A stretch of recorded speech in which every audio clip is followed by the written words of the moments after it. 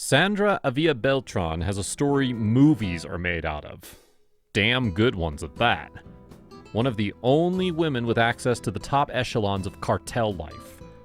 Since the late 1970s, she has lived, worked, and loved among the highest echelons of the Mexican drug trade.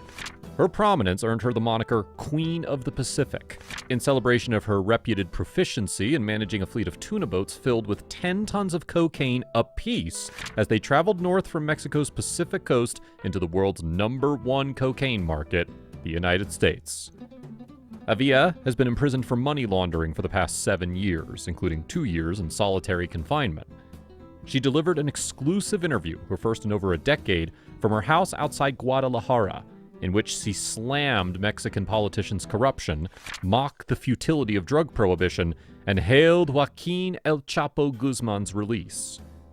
Her 3-decade ascension to power has afforded her a front-row seat to private aircraft, covert plastic surgery operations to hide identity, violent shootouts at VIP parties, and one constant: enormous payments to Mexican public officials.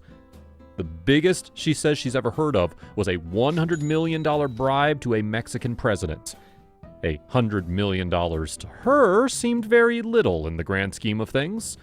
At the height of her fame, she was known to carry luggage stuffed with millions of dollars in crisp $100 notes. Beltrán was born into a family of drug lords. She lived in wealth when she was young. She was afforded private lessons, piano and dancing classes, as well as frequent visits to SeaWorld and Disneyland. Alfonso Avila Quintero, her father, is linked to the Guadalajara cartel's founder. Her family's way of life involved large sums of money. She had spent so many hours counting money as a kid that she could just grab a handful of dollars and correctly calculate their worth. It was like her own cocktail party trick. She obviously grew up in a hostile environment. In fact, she saw her first gunfight when she was around 13 years old. But things like that became very routine for her. She claims those were times when people were wandering the streets with guns at their waists, and musicians were strolling and performing behind them. While her childhood friend circle grew up to become Sinaloa cartel bosses, Sandra took a different path, embracing her zeal and enrolled in journalism studies as a feisty 17-year-old. Her dreams were cut short when a jealous boyfriend abducted her 3 years into her communication studies at the Universidad Autónoma de Guadalajara. We wonder if he realized what he'd created, because soon after, Sandra Ávila went to the drug trade. It didn't hurt that she was a wild auto driver, an expert horseback rider, and a legendary sniper. She also made the most of her flirting abilities, according to her. At the age of 21, she began meeting secretly with drug lord Amado Carrillo Fuentes, commonly known as El Señor de los Cielos, or Lord of the Skies. Her life soon became all cartel, all day, every day.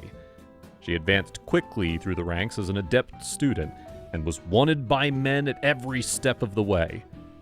Ávila played her game smart, and made it a point to never take cocaine herself, because she knew she was a woman swimming with the sharks, and if she did that, she would be regarded as simply another disposable woman and not be appreciated.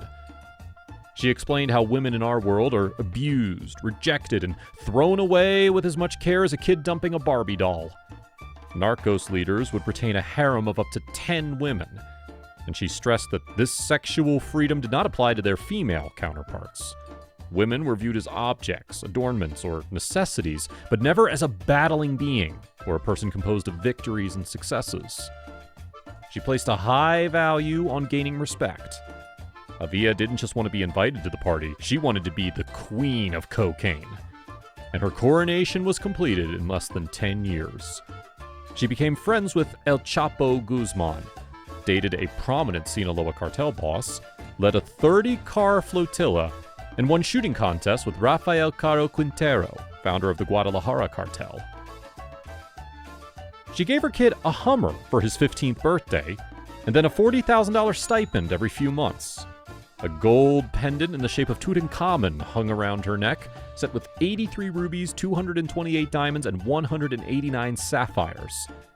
Images of her partying mimic an episode of Keeping Up with the Kardashians, only that when she examined the photos every few years, another of the characters had been murdered. She, on the other hand, appeared unbeatable. Her luck ran out in 2002. Avia's son was abducted, and after she paid the $5 million ransom, authorities increased their investigation. Her name was now on a most wanted poster. She fled and lived as a fugitive for several years. The run became exhausting for her. She explained how everyone has their own essence, their own personality, which is distinct and powerful for each individual, and it's difficult to alter that to be someone else. She was continually switching homes, hair colors, and even her voice. At this point, the Queen of the Pacific had lost all pretense of a regular existence and sought pleasure wherever she could. She may not have been one to try cocaine, but she had her own drug, adrenaline. She chased the rush, and she was addicted to it. Nothing says, "I'm a cool, sexy badass," than a band writing a song about you. With their song Party in the Mountains, a band named Los Tucanes de Tijuana lionized Avila as the Queen of the Pacific. This homage to cartel life, known as a narco corrido, told the story of how Avila once came fashionably late to a covert birthday celebration in the Highlands. The event, which was only accessible by air, was filled with narcos, politicians, military brass, and police chiefs. The song was a smash, but Avila was furious because she had been outed by a band. Her previous obscurity had been destroyed, and her bad luck had only begun. Months later, on their way to breakfast, Sarah and her companion Joelle were attacked. Two shooters barricaded themselves in their car and unleashed a barrage of bullets. Avila hurled herself to the floor, looking up at the sky as if it were her final moments on Earth.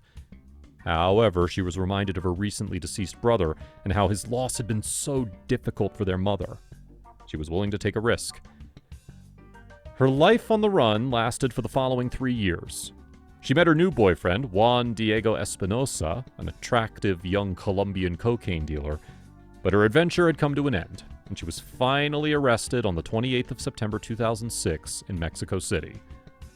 She learned how to live in solitary prison, where she'd been abandoned for over 2 years. Avila used the time in her seclusion by resurrecting her journalistic fantasies. She pretended to be a correspondent, creating and transmitting newscasts. She covered elections in Venezuela and both Obama campaigns while listening to the radio in her jail.